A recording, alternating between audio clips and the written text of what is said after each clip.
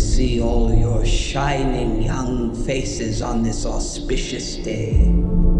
I am Dr. Volumnia Gall, your humble head game maker in charge of the War Department and all its affiliated concerns.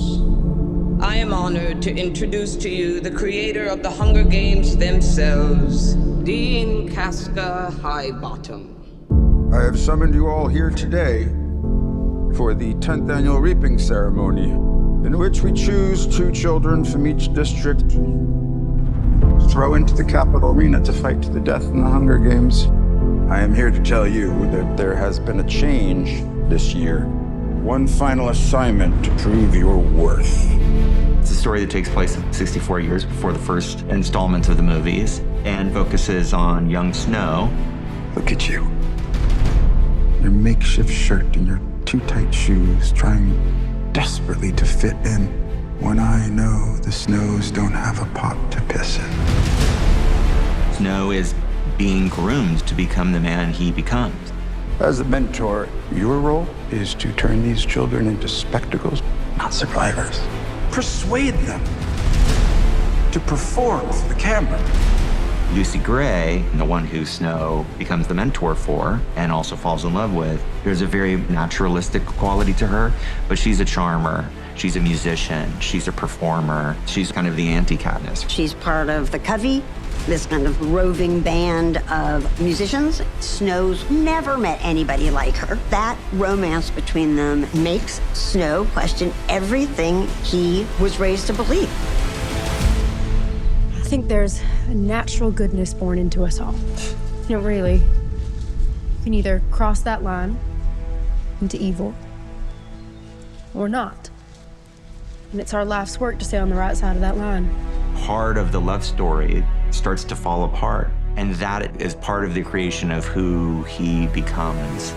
It's the things we love most that destroy us. Most everybody that I work with is coming back. Trish Somerville is doing the costumes for this movie. Joe Willems, who shot Catching Fire of the Mockingjays.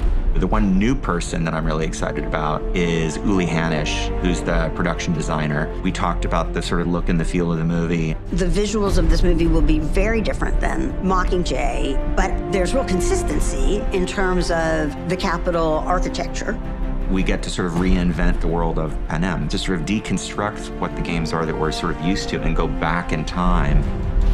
It wasn't until I read it that I saw how much music was actually in here. And we met with Dave Cobb. He's a fantastic songwriter and producer. It's going to be fun to take all this history of British Isles music and Southern music and mash it all together in this dystopian way in this future. James Newton Howard. It's my 4th Hunger Games film with him. The musical opportunity is great. Relationships are very powerful in the movie. The good and the bad are very clearly laid out. For James and I, it was really fun to explore a new sound for the Hunger Games. Sometimes it's foot stomping and rousing, and sometimes it's haunting, mysterious, and a lot of that is based on the kind of period of the movie itself. But there's going to be some familiar elements as well.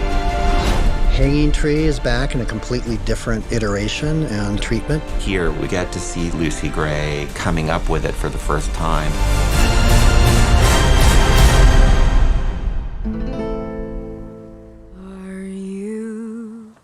Are you coming to the tree where I told you to run so we'd both be free? Strange things did happen here, no stranger would it be if we met up at midnight